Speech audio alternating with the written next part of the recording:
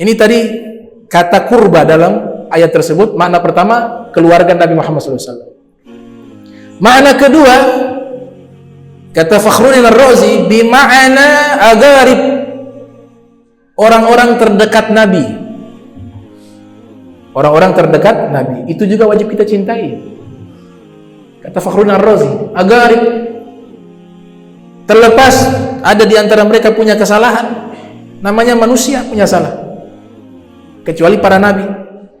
Maka Fakhruddin Ar-Razi menekankan, bisa bayangkan satu orang wanita muslimah, satu orang saja wanita muslimah, ketika dilecehkan, Nabi perintahkan perang. Satu orang wanita muslimah. Nah, ini kejadiannya persis terjadi di zamannya Mu'tasim. Ada kitab sejarah namanya Tarikh Dimishki. Tarikh Dimishki. Ini kitab ini kalau aslinya tuh 80 jilid. Kalau asli, satu jilid itu hampir 700-500 halaman. Bisa beliau tulis dengan tulisan tangan di zaman itu. Karena lahir tahun 499, meninggal 571. Namanya Ibnu Asakir. Beliau menyusun kitab tersebut. Kitab sejarah yang sangat komplit. Tarikh Dimishki nama kitabnya. Di dalam kitab tersebut kita lihat bagaimana ya girohnya umat Islam harusnya seperti ini. Tidak boleh diam-diam, masa bodoh, tidak boleh. Paling minimal kalau jarak kita jauh, kita doakan. Kalau ada kejadian yang tidak baik menimpa daripada Nabi kita dihina, dalam hati kita sedih. Ada umat Islam yang tersakiti di tempat lain, dizolimi, kita juga harus sedih. Bukan malah disuruh mereka keluar. Di Palestina misalnya, harus ada rasa sedih. Kalau belum ada dalam hati kita kesedihan tersebut, kita punya keimanan belum sempurna, kata Nabi Muhammad SAW. Kenapa? Karena Nabi katakan al-mu'minu lil mu'mini kal bunyan wahid. Al-mu'minu lil mu'mini kal bunyan wahid yashuddu ba'duhu ba'dha. Hadis riwayat Bukhari. Sesama orang beriman itu seperti satu rumah, saling menguatkan satu dengan lainnya. Dalam riwayat yang lain, umat Islam ini seperti jasadin wahidin, seperti satu tubuh. Kalau ada satu tubuh tersakiti, maka seluruh tubuh merasakan sakit tersebut dan akan begadang. Ya, tidak merasa nyaman karena ada satu tubuh yang tersakiti. Harus perasaan ini ada dalam hati kita. Kalau belum sempurna kita punya keimanan, belum sempurna kita punya titel sebagai umat Nabi Muhammad SAW. Ini bukti. Di zaman Khalifah Mu'tasim sekitar abad kedua Hijriah, Daulah Abbasiyah. Ada seorang syarifah, seorang anak turunan Nabi perempuan, syarifah. Itu lagi di pasar Amuriyah. Ada satu wilayah namanya Amuriyah. Di masa itu wilayah ini kekuasaannya Romawi, namanya Amuriyah. Masuk letak geografis dalam kitab Mu'jamul Buldan. Syekh Yaqut Hamawi menjelaskan kalau di zaman kita sekarang masuk wilayah Turki, daerah namanya Amuriyah. Seorang wanita syarifah sedang ada di wilayah tersebut. Kebetulan sedang pergi ke pasar. Ternyata orang-orang Romawi waktu itu melihat dengan pakaiannya bercadar. Akhirnya syarifah ini dilecehkan, dihinakan. Bahkan dalam satu riwayat dimasukkan ke dalam penjara tanpa ada salah dan sebab. Seorang wanita muslimah, seorang syarifah, ketika dimasukkan ke dalam penjara, pada waktu itu ada yang melihat dari kalangan orang Islam, melihat kejadian tersebut, maka dia segera pergi ke Irak, ke Baghdad. Dia segera pergi ke Baghdad. Dan waktu sebelum dia pergi, dia mendengar itu wanita berteriak, kasihan seorang diri wanita syarifah. Wa'tasimah, wa'tasimah, duhai khalifah, wa mu'tasimah, bukan wa'tasimah, wa mu'tasimah, wa mu'tasimah. Duhai raja, khalifah, mu'tasimah, tolong saya sendiri perempuan, dizalimi sama orang Romawi. Itu teriakannya, wa mu'tasimah. Maka ini didengar oleh seorang muslim. Dia pergi ke Baghdad, masuk ke istana. Pada waktu itu khalifah namanya Mu'tasim. Jadi Daulah Abbasiyah ada rajanya yang baik juga, ada yang jahat juga, sama. Daulah Umayyah juga ada rajanya, khalifahnya yang baik, ada juga yang jahat. Masuk. Ini Mu'tasim sedang santai, waktu santai. Sedang nikmati makanan, sedang lagi ingin minum minuman yang disediakan untuk beliau. Tiba-tiba masuk ini orang muslim, mengatakan, wahai khalifah, ada seorang wanita syarifah ditawan di kota Amuriyah. Dia minta tolong menyebut namamu. Itu gelas dibuang dia. Dia katakan, labbaiki, saya menjawab panggilanmu.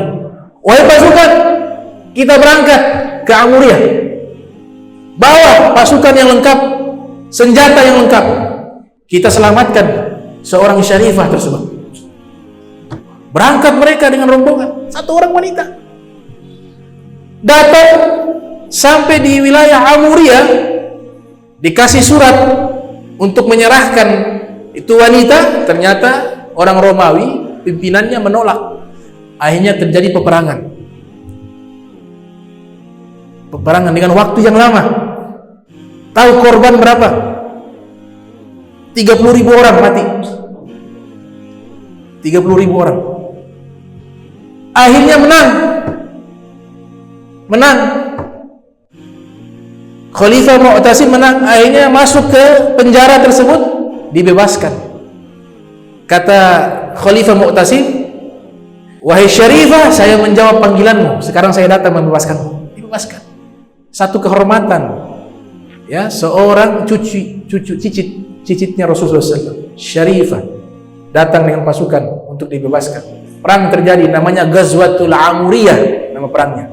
Itu tercatat dalam kitab sejarah abad kedua Hijriah. Nah, ini satu contoh kasus harus punya ghirah. Kalau ada umat Islam yang tersakiti, kalau kita memang tidak mampu, ya dalam hati kita sedih atau kita doakan. Jangan justru kita hatinya seperti batu. Allah sebutkan, kalau hati sudah seperti batu, dia sudah mati, bahkan lebih keras dari batu. Asyaddu qaswah, kata Allah Ta'ala dalam Al-Quran. Nah, kasus kedua yang kerabat tadi yang dikatakan oleh Nabi Muhammad SAW lewat firman Allah Ta'ala dari lisan Nabi Muhammad SAW, kerabat makna mawaddata fil kurba adalah bima'na al-agharib, orang-orang terdekat Nabi Muhammad SAW. Ini dikisahkan dalam kitab Ar-Rawdul Unf, disusun oleh Al-Imam Abul Qasim As-Suhaili yang lahir tahun 508 Hijriah, meninggal 581 Hijriah. Jadi selesai perang Badar, kaum muslimin menang, maka pulanglah kaum muslimin. Ada perjanjian yang dibuat oleh Nabi Muhammad dengan orang-orang Yahudi, namanya Piagam Madinah, yaitu tidak boleh mengganggu orang Islam, tidak boleh mengganggu orang Yahudi tidak boleh mengganggu orang Islam, saling menjaga. Ternyata nih orang Yahudi, mereka iri hati dengan kemenangan kaum muslimin. Ada satu orang wanita muslimah pakai cadar, pergi ke pasar mereka. Ini kalau tidak salah namanya Bani Qainuqa, nama sukunya Bani Qainuqa, satu suku Yahudi. Datang mereka, seorang wanita ini berbelanja, masuk di pasar tersebut belanja. Pasar yang dimana ada so'ig. So'ig artinya penjual perhiasan, mungkin lagi membeli perhiasan. Ternyata itu dilecehkan oleh orang Yahudi. Cadarnya itu ditarik sampai lepas, sampai disebutkan auratnya terlihat, telanjang. Karena ini orang Yahudi semua. Ditarik itu cadarnya, pakaiannya, wanita muslimah ini sampai telanjang dia, auratnya, sawataiha. Disebutkan dalam kitab sejarah itu, sawataiha, dua auratnya terbuka. Ada seorang muslim kebetulan ada di situ. Dia lihat kejadian itu tanpa pikir panjang, karena kekuatan ikatan persaudaraan yang telah Nabi ikat sesama kaum muslimin. Kunu ibadallah ikhwana, jadilah kalian hamba-hamba Allah yang bersaudara. Maka dia langsung mengambil pedang, dia bunuh tuh orang Yahudi yang melecehkan wanita muslimah. Bisa bayangkan, dia bunuh di tempat mayoritas orang Yahudi. Dia tidak memikirkan nyawanya.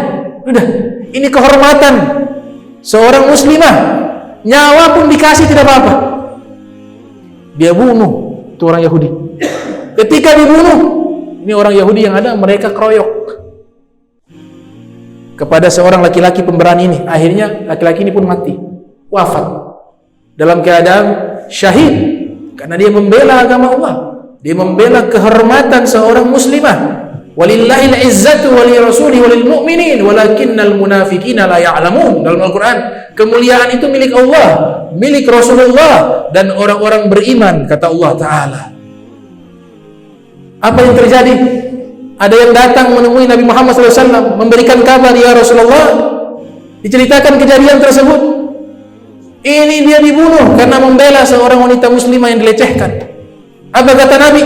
Kalau begitu kita berangkat sekarang, kita serang itu Bani Qainuqa. Berangkat Nabi langsung. Ya. Itu di hisor, di blokade benteng mereka berhari-hari sampai pada akhirnya mereka menyerah. Ini. Jadi Nabi tunjukkan itu. Ada sikap ketika kaum muslimin disakiti, ada sikap dari Nabi Muhammad SAW. Itu yang disebutkan di dalam kitab sejarah.